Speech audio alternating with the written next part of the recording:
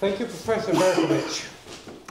First of all, I need to apologize for committing an impertinence. Aco, u ovoj zemlji je službeni jezik hrvatski. Yes, but I'm a foreigner in this land. And I'm going to refer to the rule that says the English language is official within the EU.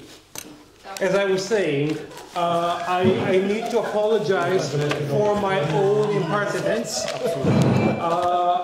with regard to the Croatian language.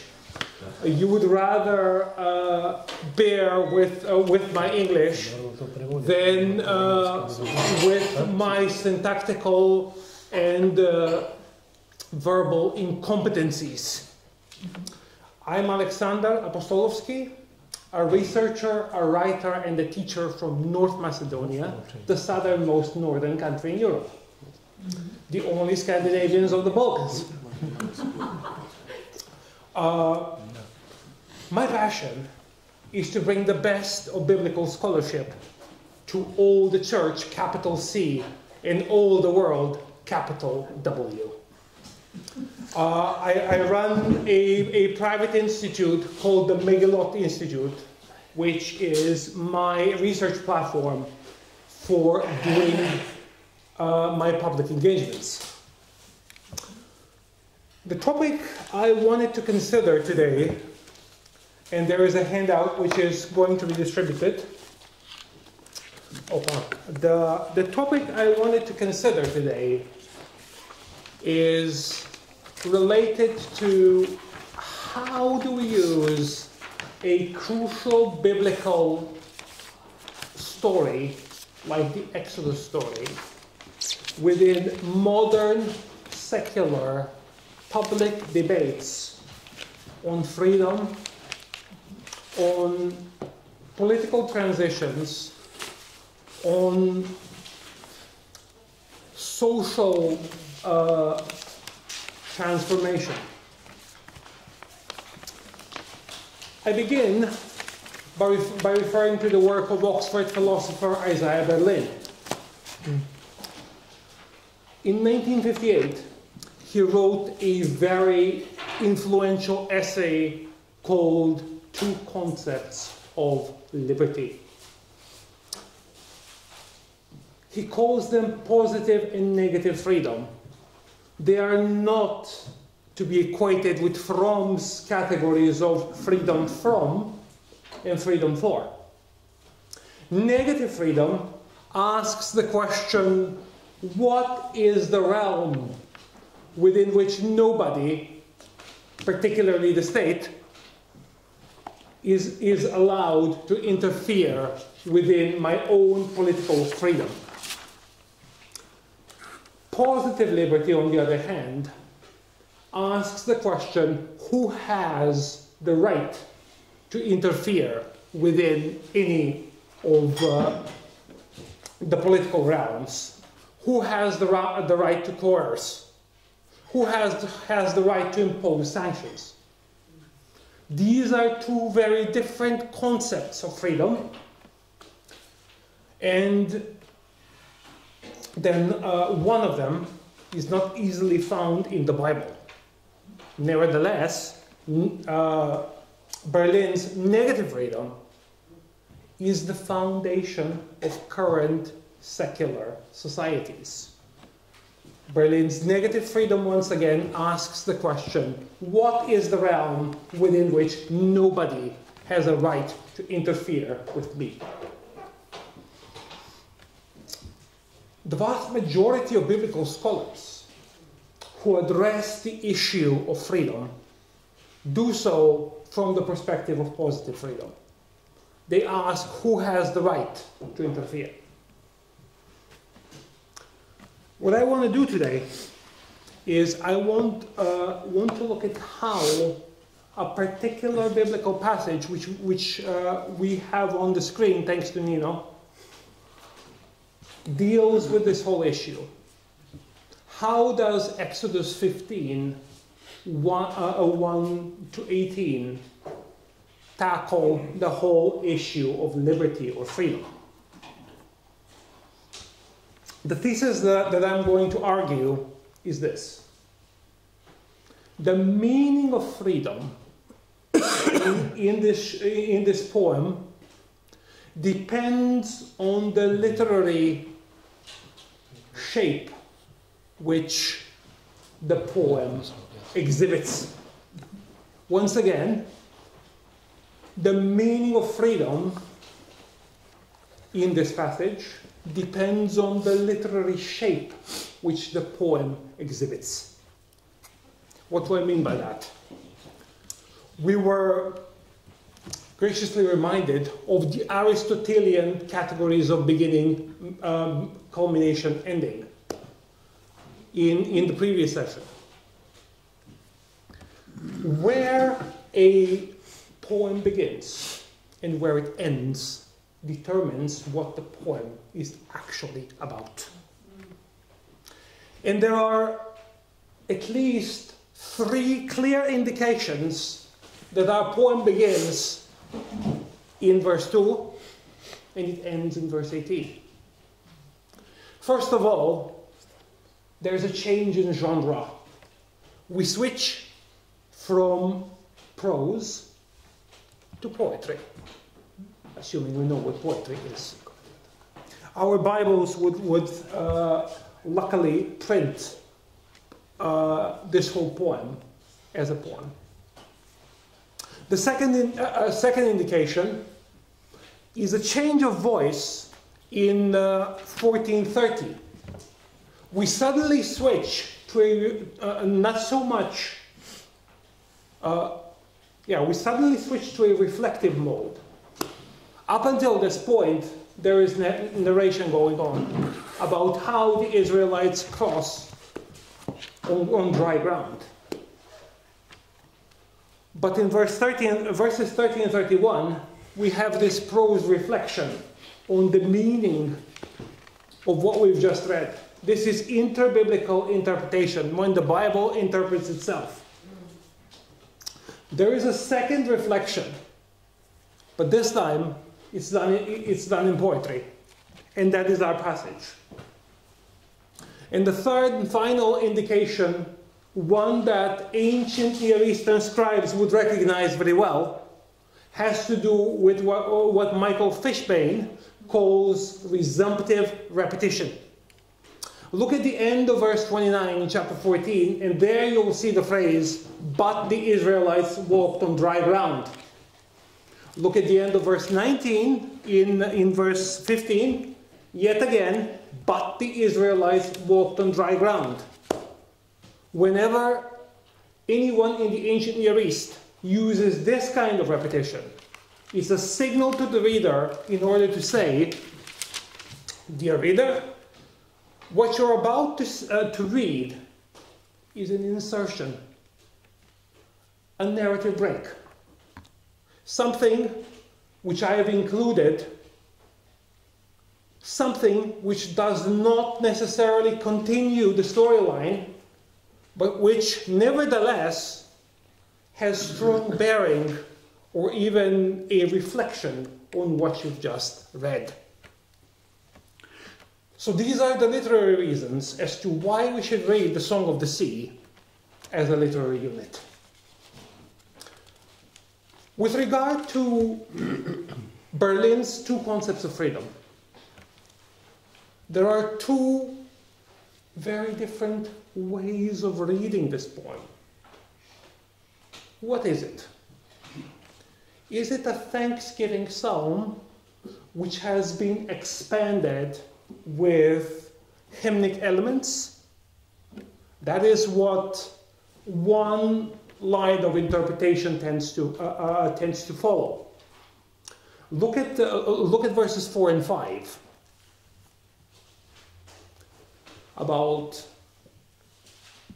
Pharaoh's horses and horsemen being thrown into the sea and getting drowned in the sea. And then again, look at verses 8 to 10a.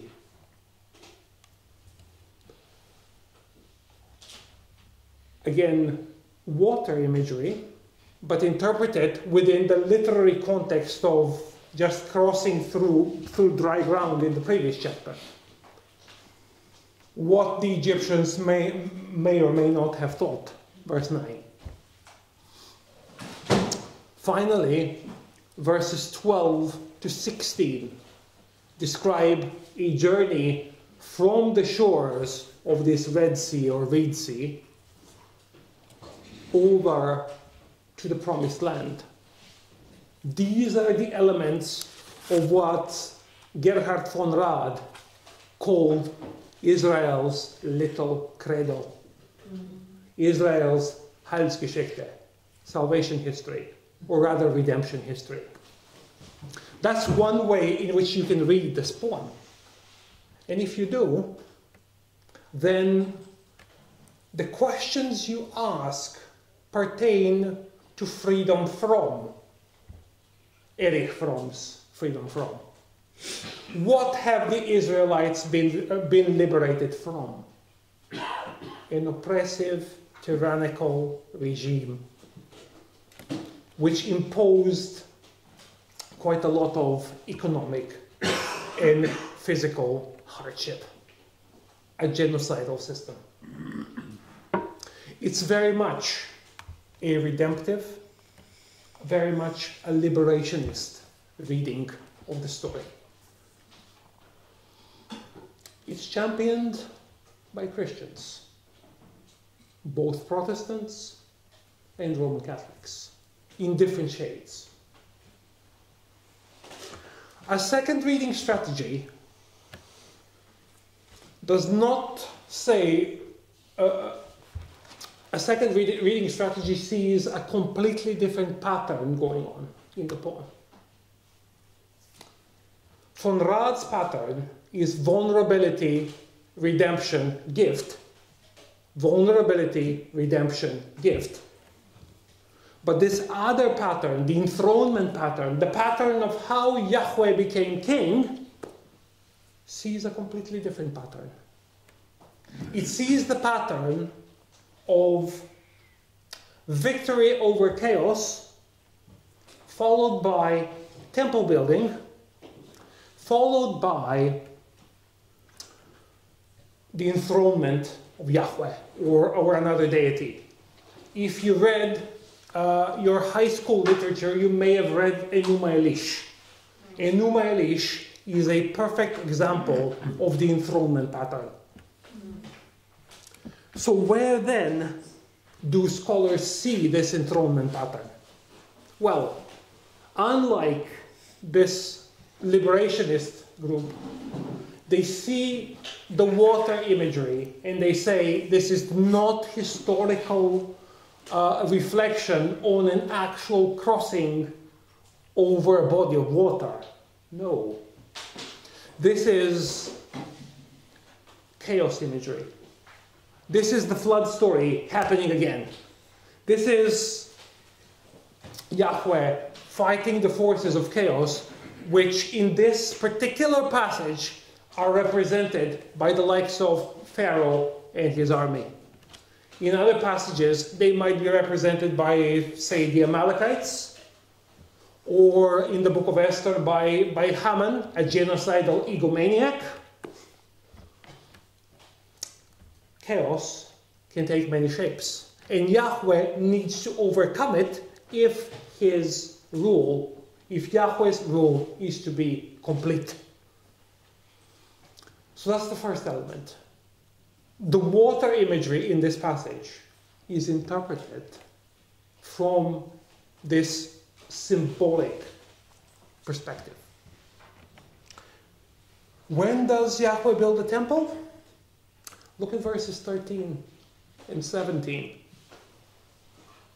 Your holy hill, whatever this may be, whether it's Canaanite temple imagery or an indication that this whole poem is written after the building of the temple, one thing is clear.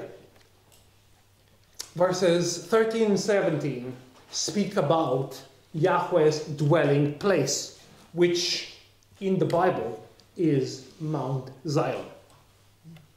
Finally, how does Yahweh become king? Well, look at verse 18. It's as clear as daylight. These are two very different readings of this poem. And they bring two very different implications when it comes to public theology. What do I mean by public theology? I mean, how do we bring biblical categories to modern secular debates which are based on common reason that everybody can agree with? How do we bring biblical categories to modern economic, political, cultural debates without getting the secular Talibans on our back? That's one aspect of what public theology does. Trying to speak about what Bonhoeffer calls religion-less Christianity. How then do we bring this passage to our Central and Eastern European context, to the context which extends from Estonia in the north to Cyprus in the south? We've gone through a political transition in the late 80s and early 90s.